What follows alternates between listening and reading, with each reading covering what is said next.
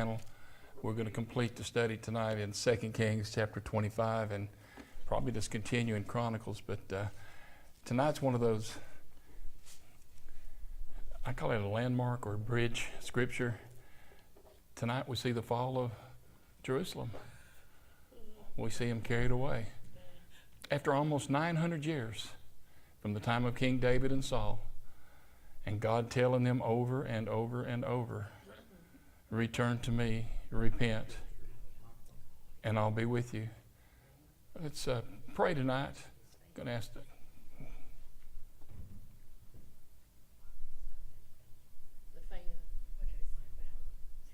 Okay. Ron's going to lead us in prayer. Gracious Heavenly Father, we thank you for this time in your word. We thank you for your word. Please let us understand it. Please let it guide us and lead us. We thank you for blessing us with it.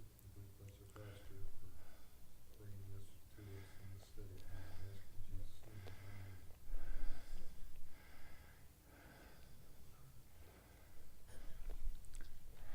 Pam's going to read To 15 and then he'll finish. through 15, To 2:15 and then he'll finish. and then you'll finish. All right, that's 15 apiece. All right, go ahead, whoever's reading first. And it came to pass in the 9th year of his reign, in the 10th month, in the 10th day of the month, that Nebuchadnezzar, king of Babylon, came, he and all his host, against Jerusalem, and pitched against it, and they built forts against it round about. And the city was besieged unto the 11th year of King Zedekiah. And on the 9th day of the 4th month, the famine prevailed in the city, and there was no bread for the people of the land. And the city was broken up, and all the men of war fled by night by the way of the gate between the two walls, which is by the king's garden. Now the Chaldees were against the city round about. And the king went the way toward the plain. And the army of the Chaldees pursued after the king, and overtook him in the plains of Jericho, and all his army were scattered from him. So they took the king, and brought him up to the king of Babylon to Riblah, and they gave judgment upon him. And they slew the sons of Zedekiah before his eyes, and put out the eyes of Zedekiah, and bound him with fetters of brass, and carried him into Babylon. And in the 5th month, on the 7th day of the month, which is the 19th year of King Nebuchadnezzar, king of Babylon, came Nebuzaradan, captain of the guard, a servant of the king of Babylon, unto Jerusalem. And he burnt the house of the Lord, and the king's house, and all the houses of Jerusalem. And every great man's house burnt he with fire. And all the army of the Chaldees that were with the captive of the guard brake down the walls of Jerusalem around about. Now the rest of the people that were left in the city, and the fugitives that fell away to the king of Babylon, with the remnant of the multitude, did Nebuzaradan, the captain of the guard, carry away. But the captain of the guard left to the poor of the land to be vine dressers and husbandmen. And the pillars of brass that were in the house of the Lord, and the bases and the brazen sea that was in the house of the Lord, did the Chaldees break in pieces, and carried the brass of them to Babylon. And the pots and the shovels and the snuffers and the spoons and all the vessels of brass there wherewith they ministered took they away, and the fire pans and the bowls and such things as were of gold, in gold, and of silver, in silver, the captain of the guard took away.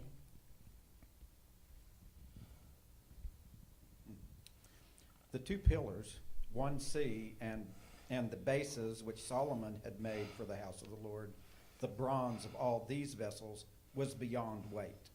The height of the one pillar was 18 cubits, and the capital upon it was bronze, and the height of the capital 3 cubits, and the braided work and pomegranates upon the capital round about, all of bronze. And like unto these had the second pillar with braided work. And the captain of the guard took Sariah the chief priest, and Zephaniah the second priest, and the 3 keepers of the door.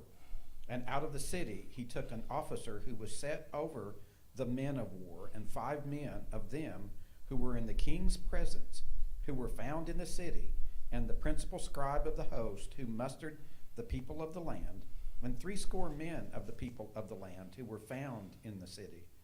And Nebuzaradan, captain of the guard, took these and brought them to the king of Babylon at Riblah. And the king of Babylon smote them and slew them at Riblah in the land of Hamath. So Judah was carried away out of their land. And as for the people who remained in the land of Judah, whom Nebuchadnezzar, king of Babylon, had left. Even over them he made Gedaliah, the son of Hakim, the son of Shaphan, governor. And when all the captains of the armies, they and their men, heard that the king of Babylon had made Gedaliah governor, there came to Gedaliah at Mizpah even Ishmael, the son of Nethaniah, and Johanan, the son of Kerah, and Sariah, the son of Tahumeth, the Netophathite, and Jazaniah, the son of a Maccathite, they and their men. And Gedaliah swore to them and to their men, and said unto them, Fear not to be the servants of the Chaldeans. Dwell in the land, and serve the king of Babylon, and it shall be well with you. But it came to pass in the 7th month that Ishmael, the son of Nethaniah, the son of Elishama, the seed of the royal, came, and 10 men with him, and smote Gedaliah, so that he died, and the Jews and the Chaldeans who were with him at Mizpah. And all the people, both small and great, and the captains of the armies arose and came to Egypt, for they were afraid of the Chaldeans. And it came to pass in the 37th year of the captivity of Jehoiakim, king of Judah, in the 12th month, on the 27th day of the month, that evil Merodach, king of Babylon, in the year that he began to reign, did liberate Jehoiakim, king of Judah, from prison. And he spoke kindly to him, and set his throne above the throne of the kings that were with him in Babylon, and changed his prison garments, and he did eat his food regularly before him all the days of his life. And his allowance was a regular allowance given him by the king, a daily rate for every day, all the days of his life. It's a sad end to the story. Mm-hmm. It names it clearly with Nebuchadnezzar in verse 1. It said he and all of his army came and laid siege to the city. Now before they'd use watchtowers and this and that, but people were coming and going. But now they, without building a rampart up to get into the city, they starved them out. If you look at that, it gives a timeline in verse 1 and verse 2, 3. After 6 months, it says the people were starving. So you stop and think, they've been holed up through war for 10 years, and that's all it took, 6 months. 6 months before they fell. And he built a siege wall. These works like this were done to starve people out. Many times, and we've said this before, these soldiers had been on leave from home for years at a time before they could go back. This is the 3rd different time that Jerusalem had come under fire in less than 10 years. And to save these men, they would starve people out. It was a very gruesome way to do it. In the 9th year of his reign, first time it's mentioned in Kings that the event of the history is dated by a foreign era. What, you know why? Because it's over. Yeah. It's over. The famine had become so severe in the city after a year and a half, 3 years, 5 years, and things had not been normal for many years, and now all of a sudden, after a year and a half, it's over with. Zedekiah is captured. I think 70, 80 miles away. It's surprised that he made it that far going toward Jericho. The ironic thing about this, where did Israel first come into the Canaan land? At Jericho. They're the plain of Megiddo up to the northwest of it. But where it started is where it ended in very dramatic fashion. Said he took his sons and killed them. And then they took him, put his eyes out, put him in chains and fetters, and bound him and took him to Babylon. The city wall was broken. Everything was open. It was an open book. People could come and go. Only thing was, there was nothing to come for. This guy here that we read about just in a minute, Nebuzaradan, his name means chief executioner. Imagine what he put the people through. Being where the Davidic king started and ended, it just almost prophetic that God took them back to where they began. You know what I'd say? I made my covenant here. This is where it started. It didn't have to be this way.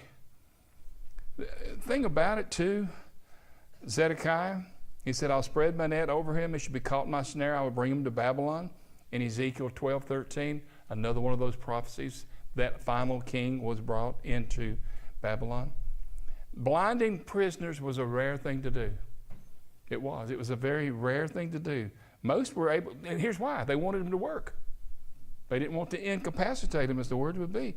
But if he had listened to the prophet's words, this wouldn't have happened.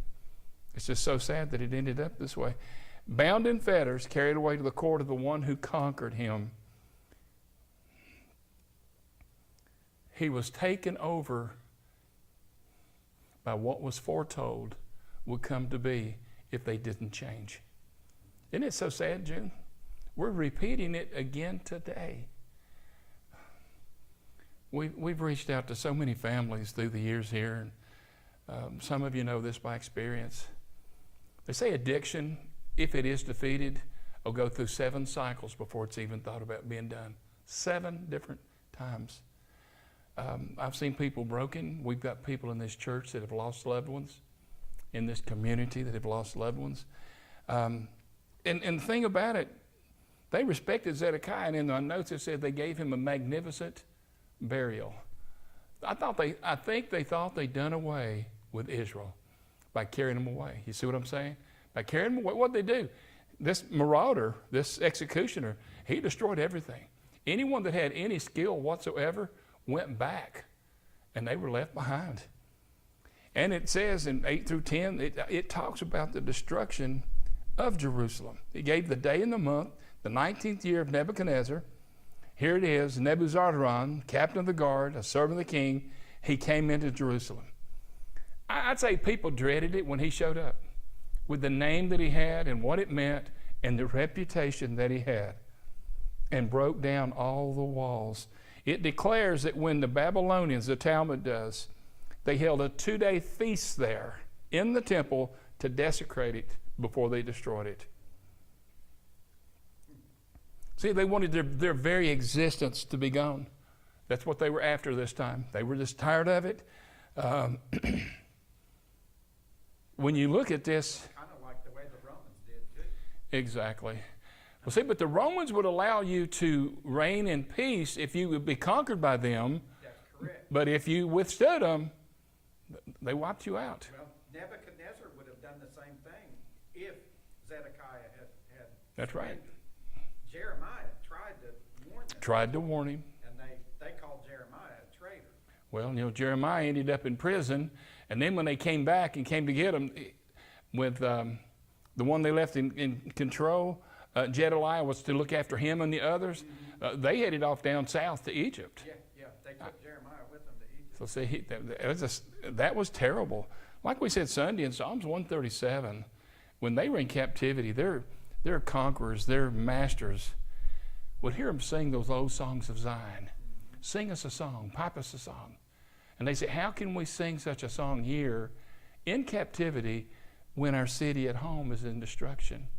But, there was joy in the history of it. But then it talks to 11 through 17. It tells us what Nebuzaradan did.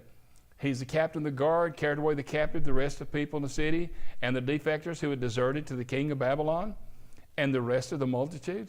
He left some of the poor of the land, vine dressers and husbandmen or farmers. Bronze pillars in the house. They were 27 feet tall. 27 feet, 18 cubits. They tore them down, cut them into pieces. They wanted to do away with any remembrance or reminder of their worship, down to the shovels, the pots, the trimmers, the spoons. All of these things were destroyed.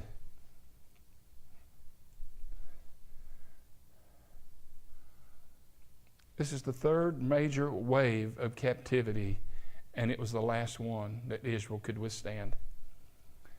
It says only Jeremiah and Jedaliah were left of the prominent men in chapter 25, 22. Jeremiah names this also in chapter 39, 11 through 14. No doubt, as Tony said, Jeremiah's stand on the Babylonians was well said. It was well stated. And it cost him his captivity. The first 12 verses of the chapter,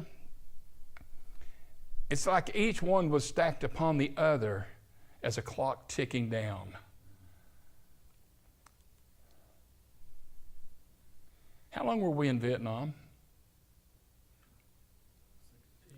If you know your history, the French were there 20 years before we were. How long were we in Afghanistan? A long time. Guess what? The Soviet Union fell underneath them. They couldn't conquer them in 20 some odd years. You see what I'm getting at? There's sometimes these sieges and these cities and towns in the mountains. And of course, Vietnam, it was the tunnels underground. These people lived like rats. I mean, that was the way they did it. But you lose heart after a while is what I'm getting at. You can't go in, at least in these two instances, we could not go in to annihilate them, or we would have been held accountable before the world. But when you go in there and it's a tit for a tat, and it goes on and it goes on and it goes on, there's no end to it. And finally, you know, when what they call that March, Ron, I'll pick on you. When they came down from the north, the Vietnamese, what did they call that? They had a name for it. The Tet Offensive, was that it? Yeah, when they came down, they thought, this is it, we're going to take them out. And guess what? We didn't do anything. We half-heartedly went at it. In fact, with that one, it became what they called a political war. It was a political war. Johnson wanted no part of it, but his hands were tied. But it had been going on since the 50s, and the French were there for 25 years plus before we were there. So saying that as a parallel here, Jerusalem was worn out. And no doubt the Babylonians were. And finally Nebuchadnezzar said, enough, seize the city. I mean, he'd already gone, remember, down to Lachish, we said, to the southwest of them, had conquered them, gone all the way and beat the Egyptians all the way back, and said either on the way back or even going down. Made the decision, no longer. If you want to, in Jeremiah 52, it takes a complete list of everything they took. Everything. The Ark of the Covenant is not mentioned there. Tony, what happened to the Ark of the Covenant? Okay, now we've discussed this and we've debated it, and I know, you know, historians believe it was hidden. I've always thought, I mean, when God showed Ezekiel what was going on in the temple, my thinking was always that God took the Ark of the Covenant when his presence left the temple. I mean, but we really don't know. They either hid it really, really, really good, or God took the Ark of the Covenant and took it. Some think it was Ethiopia, you know, they're in that Christian order. But that whole Ethiopian thing doesn't, the timeline makes absolutely no sense. It makes no sense whatsoever. I mean, because supposedly this guy from Ethiopia came and got the Ark of the Covenant, but he was like Solomon's son from Well, Solomon would have shown them everything. And there is that natural inclination. But you realize how difficult it was to absolutely. build the Ark, and for him to just walk out with the Ark, and I mean, you had to have Levite priests carry it on poles. That's right. It was well, that, you know, probably one thing that a lot of people believe too, it's hid underneath the temple. Well, it's sealed. There are areas sealed that have never been excavated, right. And they believe it's there. Well, I was going to say, if they hid it really, really good, because they have been searching for the Ark of the Covenant for 2,000 years. And Indiana Jones just couldn't find it, could he? No, I just said that saying, you know, most people, that's the thought that comes up is what took place and what happened. And well, we know that God's presence left the temple, and I've always thought, well, why couldn't God have just taken the Ark? But some turn around and say with the book of Hebrews, everything in Hebrews and everything in the New Testament is a type and the model of the one in heaven. Okay. And they said that this one here would not have gone back to heaven for that reason. It was a type of the model of the one that existed in heaven. Or God could have hid it. Oh, exactly. Well, did they not search for the body of Moses? Yeah, exactly. I mean, God hid Moses' body, so God could have easily taken the Ark and, you know, buried it to where nobody could. Because the Ark has so much potential power, and if in the wrong hands. It's a little bit like the aftermath of this storm. They are now crawling out onto some of these landslides, mudslides, Right. and saying that it did in 2 days what normally would have happened in 2,000 years. the erosion and stuff. See what I'm saying? And it's even more pronounced when you see a volcano. Have you ever seen a volcano in person, a live one? We got to in the Philippines. And it's an amazing sight, knowing something that powerful, seeing the explosion from 10 years previous, 30 feet high of ash in places. Whole schools were buried in different things. Remember that? The trees were still bent to the ground, or the propulsion off of it. The windows in a small airport 6 miles away blown out, stuff like that. They say with Mount St. Helens, things happened immediately that people said couldn't happen for generations. But God's in control. And we said that last week, and we make that statement again today. The thing about it that you don't see here is weeping. It was almost a foregone conclusion. It was coming. Now, you do see it in parallel in Lamentations. I was going to say, if you Yep. read Lamentations, Oh, that's right. that's like somebody, Yep. I think Jeremiah had PTSD. Because, if when you read it, it is just like, this man is shell-shocked. He Right. is describing things that are so horrible, and they're all suffering PTSD. The sad thing about all of this is, as Judah was carried away from its own land, and I want to emphasize that, they had been there for 900 years. God gave it to them. There's no passion to what's happening here, except for when you read Lamentations. It's just the awe of it, the passionless tone. It's just narrative. They did this, they did this, they did this, and don't see weeping. We don't see running to the priest. We don't see doing anything. Well, you got Jeremiah locked up. Everybody else is being carried off. The nation's called into a secular, peculiar position. And you know what happened here? The very thing they always wanted. They wanted to be like other nations. True. And now guess what? Yeah.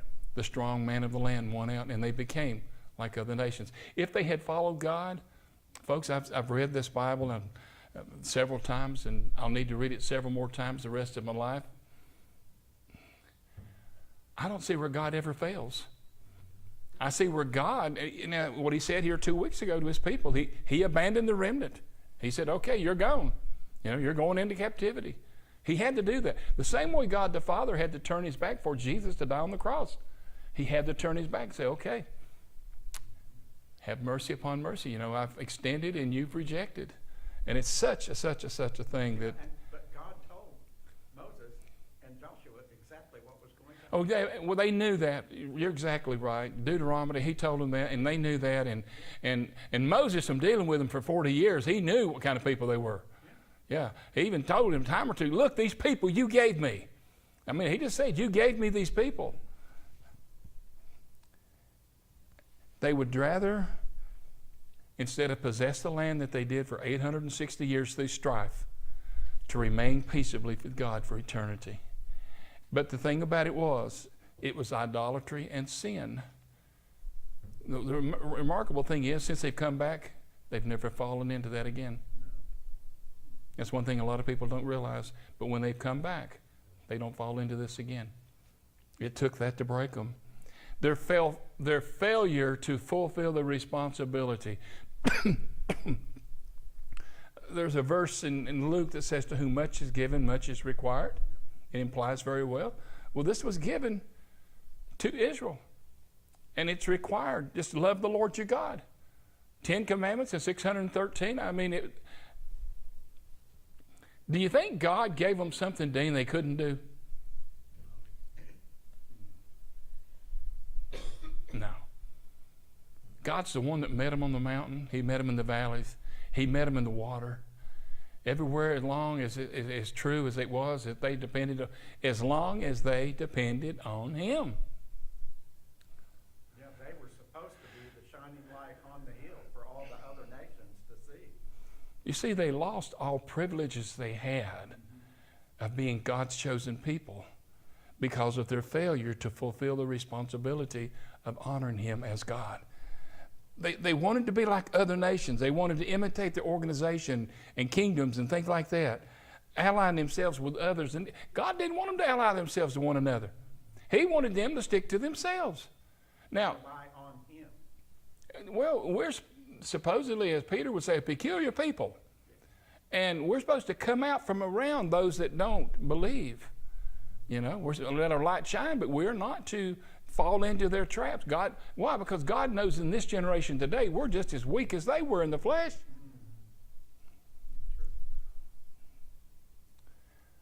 In consequence, she was swept into captivity to the very nation whose fashion she most affected. Isaiah 39. The very thing that they denied that they wanted, they became. Judah was carried away out of her land 468 years after David began to reign over it. From the division of the 10 tribes, 385 years. See, they kept falling apart.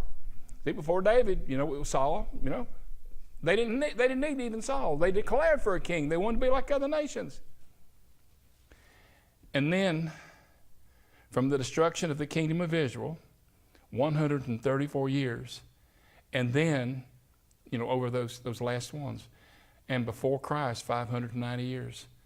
So Christ is in the distance, 590 years. Whew. Now, that's where we get into Daniel. And we get into some of these things that were going on those lands. What happened there under the Babylonians? Well, they did as they did others. They set up a state, a city-state that would call back to Babylon. Then he made Gedaliah, the son of Ahikam, the son of Shaphan, the governor over the people who remained in the land of Judah, whom Nebuchadnezzar, the king of Babylon, had left. Now all the captains in the armies and all the men heard the king of Babylon made Gedaliah governor. They came to Gedaliah at Mitzvah, Ishmael, Johanan, Sisera, Syria, Neplatite, and Jasperite, the son of Michaelite, they and their men. And Gedaliah took an oath before them and their men and said, "Do not be afraid of the servants of the Chaldeans. Dwell in the land and serve the king of Babylon, and it will be well with you." Same thing to I want to ask you a question. If they wouldn't serve God, why would they serve man? They were being asked to serve man when they couldn't serve God. Now, his house was kind of set. It don't serve him well. These 10 spies come in to kill him. Dwell in the land and serve the king of Babylon, and it will be well with you. He was a friend of Jeremiah, it says, in Jeremiah 26 and Jeremiah 39.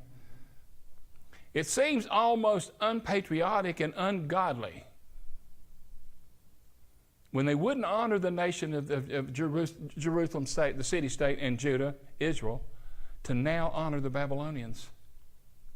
The best they could do in this circumstance was to stop judgment and punishment coming from a pagan king. They had to do something. Jeremiah 29, I've referenced it several times if you want to read it. They told them to go into captivity. Now, that's not the ones that stayed behind, but the ones that went.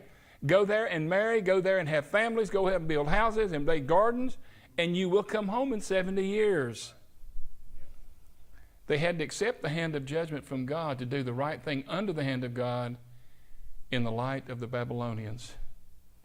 In other words, they had to do the right thing they could never find the way to do. I'm going to say this, and what I said it twice and nobody questioned me. I said, do the right thing under the Babylonians. That don't sound right, does it? But you know what? The Babylonians were used by God to bring judgment upon Israel. So it became the right thing. It's just a hard statement, but it's true. To resist the Babylonians at this point was to resist God, because God said, you're going into captivity. See, this bothered Habakkuk so much in Habakkuk chapter 1. There were several of these prophets going on at that time. And he couldn't understand why a nation worse than Israel was holding them in subjection. Because they were rebuked and returned away from God. And God used them. God knew that. Sometimes that's... Kevin and Keith, did you discipline them the same? Did one act any different? See, our boys was just as different. You could say something to Stephen and he would mind. Jason, you had to prove it to him. How about your two kids? Yeah, they're different. Jason, wasn't they? Man, they were different as night and day. How about your girls? He just says, "Oh my." Jennifer she was difficult. Who's the oldest? Jennifer. I thought so. And then Jessica was the middle child, and she was like sweet, and then Jamie comes along. Oh.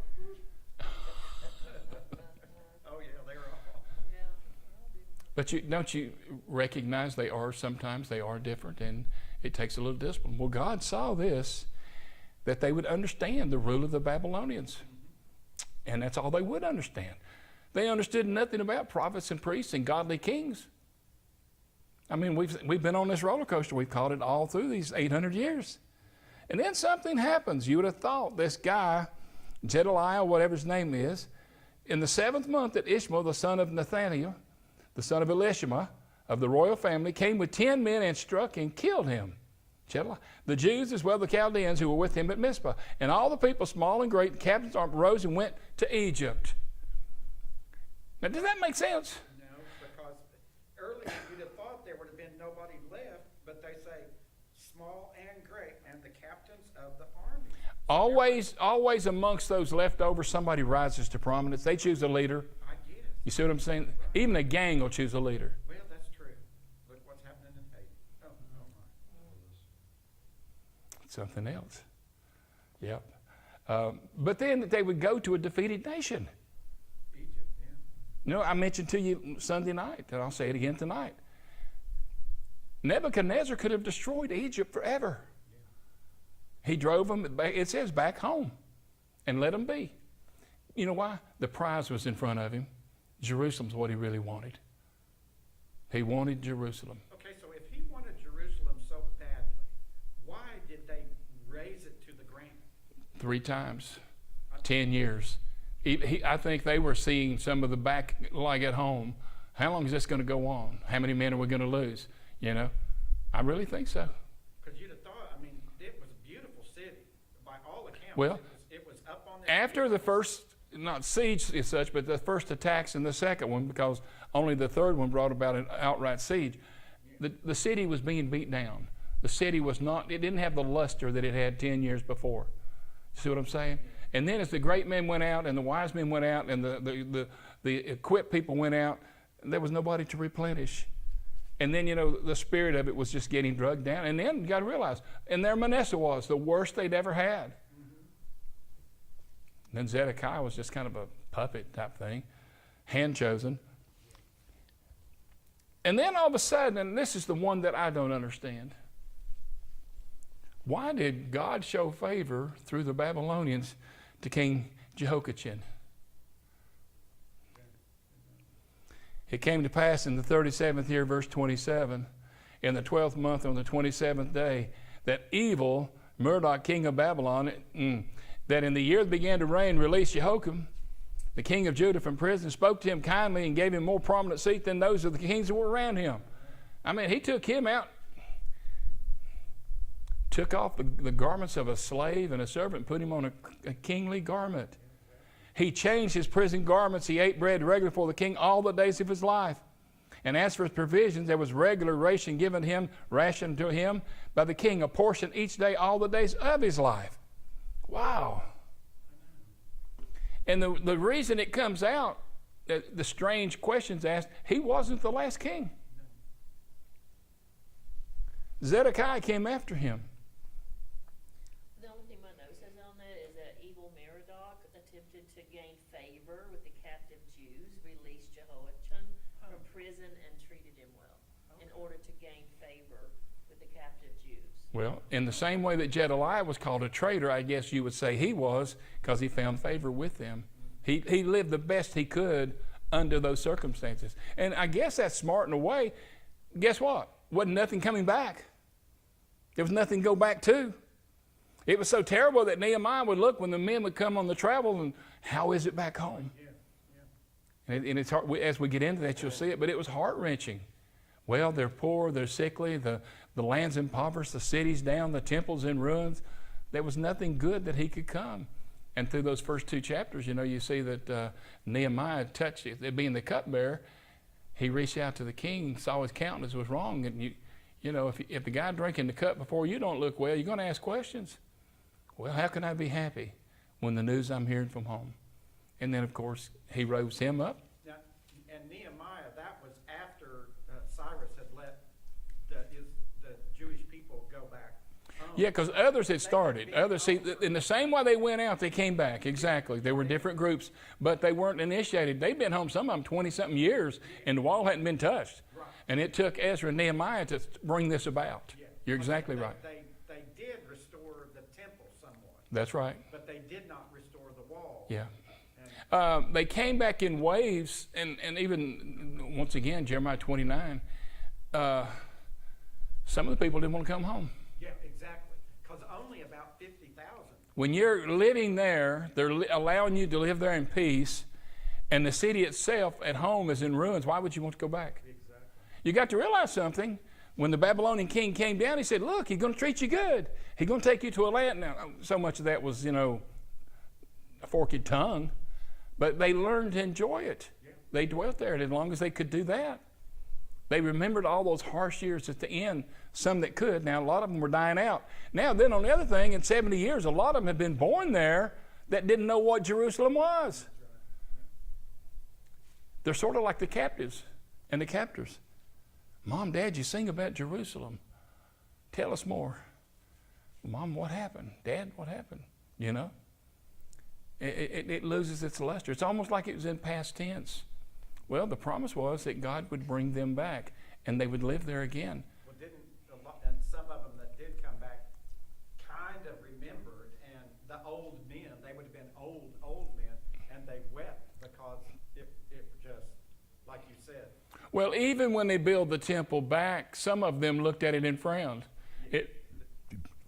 It did not have the glory of Solomon's. And so they were just, once again, they were, some of them, and then there was some writing, the scribes and the Talmud and different things of the people that remembered what it was like. You reckon that it really wasn't restored until Herod? Oh no, it was not. You're right. It was nothing to do. You imagine this. David started gathering. He could not build the temple, Right. but he was allowed by the Lord to gather materials, and so he sent to Tarshish. He sent to Tyre and Sidon, and he brought from the north those the trees, the cedars, and all this. And he brought more than what they needed. And then when the people were instructed to give, they brought more than was necessary and were told to cease. So it had to be something beyond measure that anyone had ever seen. And now they build it back, called it what it was, but it was kind of a poor memory of the original. Well, when they talk about those bronze pillars, you can imagine. I mean, they said they were beyond weight. They were so heavy.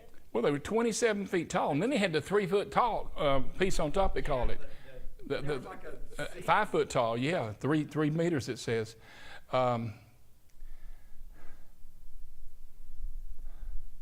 It's almost like Jehoiakim had an agreement with this king. You know what I'm saying? And maybe just spoke kindly to him there in captivity. I don't know. Well, and it wasn't Nebuchadnezzar either. It was that evil. Of course, if you have a name like Evil Merodach, that's just Evil is in front of your I name. know. Well, some say this. All right, now they skipped over 2 kings and made the 2 men and made their own king. My note says here, even though Jehoiakim was still in Babylon as a representative of David's dynasty, God still preserved his people and his genealogy. So that's exactly why he found favor. Instead of looking at it from that set of eyes, let's look through as God is faithful to his word. God had a plan, and it wasn't going to be changed. No, and this was not going to end in the favor of the folks from the Babylonians in this way. We're going to be done just a little bit early tonight. But it's so sad that we see things in a fashion that it repeats itself in our world today. There's a couple of old proverbs, if you fool me, shame on you once, but if you fool me twice, shame on me, the same person. Don't we need to learn from people just who they are? And we go back to addiction and some of the other things we talk about.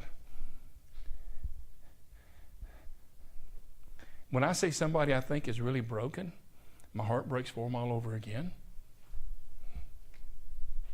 You know that. We want to give them one more chance.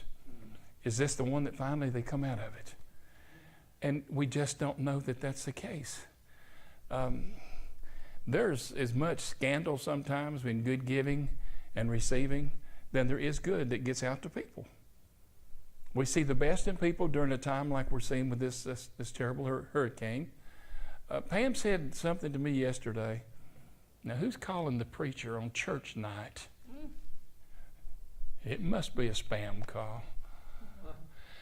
It said Burnsville, but I don't believe that.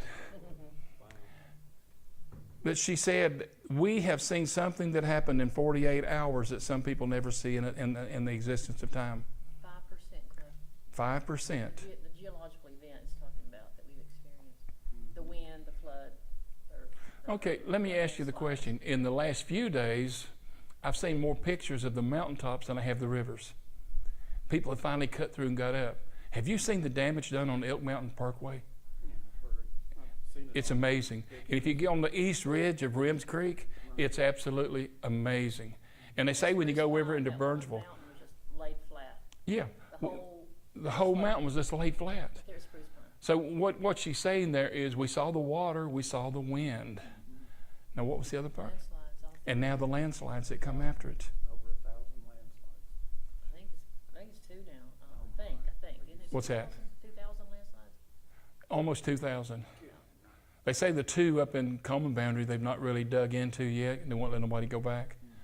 So, but we personally stopped and looked at the one coming down off of the mountain up there on Stony Fork, and her to say that she could feel her porch rattling and shaking underneath her. Miss Roach, Janet a lady that owned land on that side, and her house was on the other side. But she said when I stood out on the porch and I wondered what that was, the porch started shaking. She thought it was Humvee helicopters or those Chinook helicopters. And then when you look at Is he ready? pictures, Is he huh? ready to turn off? He said, Tony, wouldn't open turned off. Yeah, let's do this. Dean's going to dismiss us in prayer. Go ahead, Dean.